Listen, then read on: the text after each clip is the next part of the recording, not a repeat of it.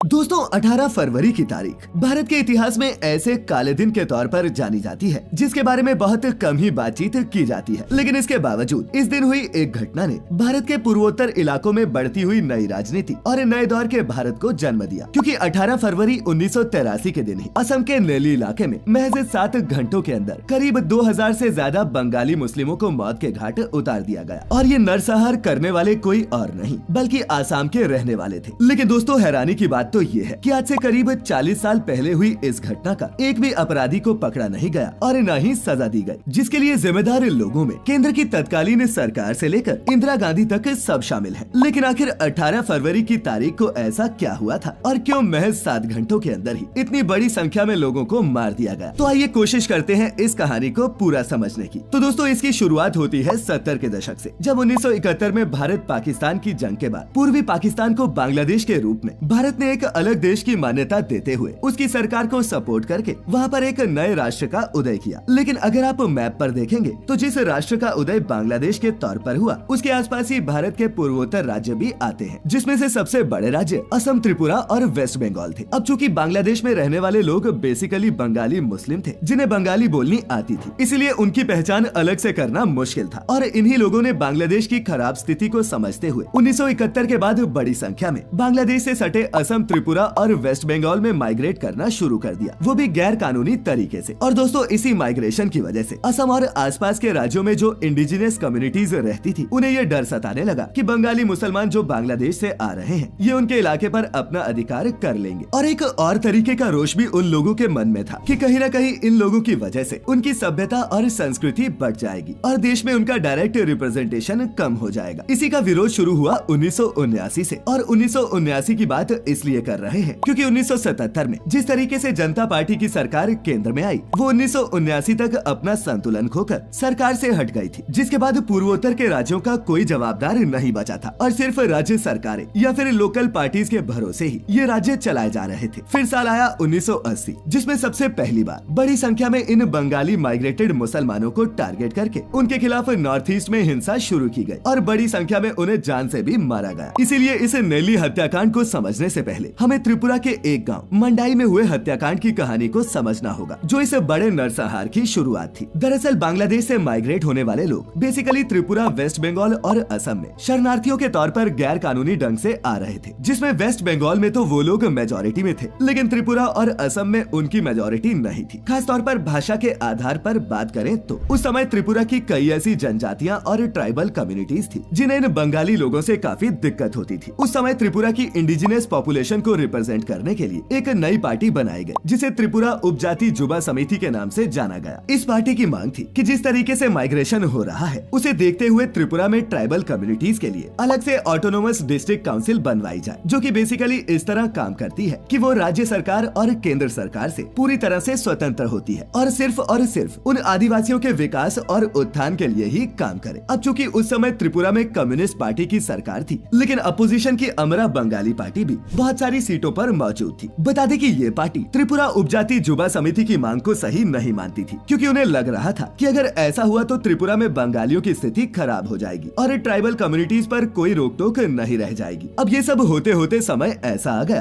कि जब आदिवासियों की बात को नहीं माना गया तब इस बात के खिलाफ विरोध करते हुए तुझ के लोगों ने 6 जून 1980 को त्रिपुरा को बंद करवा दिया और वहाँ बढ़ती हुई बंगाली पॉपुलेशन के खिलाफ आंदोलन शुरू कर दिया। लेकिन इसी आंदोलन के दौरान तुझ के 3 वॉलंटियर्स अचानक से गायब हो गए और एक ट्राइबल फ्रूट सेलर मार्केट से गायब हो गया, जिसके बाद मंडाई इलाके में बहुत बड़े लेवल पर टेंशन बढ़ गया। और फिर ऐसा कहा जाता है कि 7 जून को नॉन ट्राइबल इलाकों में इन आदिवासियों ने जमकर हिंसा और लूटपाट की। लेकिन असली घटना 8 जून 1980 को हुई, जब अचानक से आदिवासियों की एक भीड़ जिनके हाथ में हथियार मौजूद थे उन्होंने मंडाई गाँव के बंगाली इलाके में घुसकर बंगाली फैमिलीज को मौत के घाट उतारना शुरू कर दिया, जिसमें सरकारी आंकड़ों के मुताबिक ही करीब 250 लोगों की जान गई थी। लेकिन अगर बात करें असल आंकड़ों की तो इसमें 400 से भी ज्यादा लोगों की मौत हुई थी। इसके बाद भी यहाँ का माहौल सही नहीं हुआ और करीब 6500 बंगाली मुसलमान परिवारों को ये इलाका छोड़कर अलग अलग जगहों पर जाकर बसना पड़ा, जिसके बाद आखिरकार 1982 में संविधान के 6th शेड्यूल को लागू करके इन ट्राइबल्स को अलग से ऑटोनोमस डिस्ट्रिक्ट काउंसिल बनाने का अधिकार दिया गया। अब दोस्तों इस 6th शेड्यूल से त्रिपुरा के ट्राइबल्स का तो भला हो गया, लेकिन अब बारी थी असम की, जहाँ की रहने वाली इंडिजिनस पॉपुलेशन भी इन बढ़ते हुए मुसलमान बंगालियों के खिलाफ आंदोलन कर रही थी। साल 1979 से 1982 तक देश की कोई भी राजनीतिक पार्टी केंद्र सरकार में ठीक से नहीं आ पाई, जिस कारण तब तक देश में राष्ट्रपति शासन लागू रहा और पॉलिटिकल टेंशन बढ़ती रही। इसी पॉलिटिकल टेंशन को देखते हुए इंदिरा गांधी ने साल 1983 के शुरुआत में ही इलेक्शन की डेट अनाउंस कर दी, जिसका विरोध हर जगह किया गया। लेकिन इंदिरा गांधी ने किसी की नहीं सुनी और जनवरी से फरवरी तक की इलेक्शन की डेट्स अनाउंस करते हुए पूरे देश में लोकसभा चुनाव आयोजित करवा दिए। लेकिन तब असम में रहने वाले लोगों के सब्र का बांध टूट पड़ा, क्योंकि जब 1982 में इलेक्शन कमीशन ने वोटर लिस्ट को मेंटेन किया तो उन्हें पता चला कि असम में लोगों की वोटर लिस्ट की जनसंख्या में 30% का ड्रास्टिक ग्रोथ हुआ है और ये लोग कोई और नहीं, वही रेफ्यूजीज थे जो बांग्लादेश से आकर यहाँ बसे थे। अब दोस्तों इस बात का विरोध होने लगा कि इन लोगों को वोट देने का अधिकार नहीं होना चाहिए, क्योंकि ये भारत के नागरिक नहीं है। लेकिन यहाँ पर भी विरोध को दबा दिया गया और कहा गया कि वोटर लिस्ट में जिसका भी नाम है वो वोट देने के लायक है। जिसके बाद असम में रहने वाले लोगों को लगा कि ये लोग जो रेफ्यूजीज के तौर पर आए थे और अब यहाँ के नागरिक बन गए हैं, वो कहीं न कहीं चुनाव का रुख बदलकर वही सरकार चुनेंगे जो बंगाली कम्युनिटीज को सपोर्ट करती हो। अब इसमें खासकर कांग्रेस के जीतने की संभावना ज्यादा थी और एक कारण कि कांग्रेस को असम में हराना लोकल पार्टीज के लिए बहुत मुश्किल था वो ये था कि वो इन लोगों को वोट देने का अधिकार दे रही है, जिससे कहीं न कहीं इंदिरा गांधी को लग रहा था कि पूर्वोत्तर के राज्यों में भी उनका अच्छा खासा वोट परसेंटेज बढ़ जाएगा। बस इसी कारण इंदिरा ने किसी की नहीं सुनी और पहली बार असम में इतने बड़े लेवल पर सेना की मौजूदगी में चुनाव करवाने की कोशिश की गई। लेकिन यह सबसे बड़ी चुनौती सेना के लिए थी, क्योंकि वो पहली बार असम के पहाड़ी इलाकों में जाकर सुरक्षित तरीके से चुनाव करवाना चाहते थे। यहाँ सेना को ज्यादा एक्सपीरियंस नहीं था और वो वहाँ के गाँव वालों पर भी बहुत ज्यादा डिपेंडेंट थे। अब दोस्तों जाहिर सी बात है कि गाँव वालों की असली ईमानदारी तो उन्हीं लोकल पार्टीज के साथ थी जो इन बंगाली मुसलमानों के खिलाफ थे। इसीलिए गाँव के लोग भी सेना को ज्यादा सपोर्ट नहीं करते और यही हुआ 18 फरवरी 1983 के दिन, जब एक साथ नेली के इलाके में हथियारबंद लोगों ने अटैक किया और 7 घंटे तक चले इस नरसंहार में देखते ही देखते 2000 से भी ज्यादा बंगाली मुसलमानों की हत्या कर दी गई। और दोस्तों ये तो सिर्फ सरकारी आंकड़ा था, असल में इस हत्याकांड में 4000 से भी ज्यादा लोगों की जान गई थी। इसके बाद चुनाव हुए और देश में कांग्रेस की सरकार आई, लेकिन मरने वाले इन तमाम मुसलमानों के हत्यारों के खिलाफ कोई भी आरोप साबित नहीं हुआ और मुमकिन है कि वो आज भी खुलेआम घूम रहे हैं। और दोस्तों आज भी गुजरात और 1984 के सिख दंगों के बाद अगर कोई दंगा इतने बड़े लेवल पर देखा जाता है तो वो असम का ये नेली हत्याकांड ही है। खैर आपको क्या लगता है, इस हत्याकांड के पीछे की सबसे बड़ी वजह क्या रही होगी? अपनी राय नीचे कमेंट्स में लिखकर जरूर बताएं। और आज की ये वीडियो अच्छी लगी हो तो इसे अपने दोस्तों के साथ भी शेयर जरूर करें। ऐसी सभी वीडियोस देखते रहने के लिए सब्सक्राइब कर ले हमारा YouTube चैनल और लाइक करें हमारा Facebook पेज। तो जल्द ही फिर मिलेंगे, तब तक के लिए आपका बहुत बहुत शुक्रिया।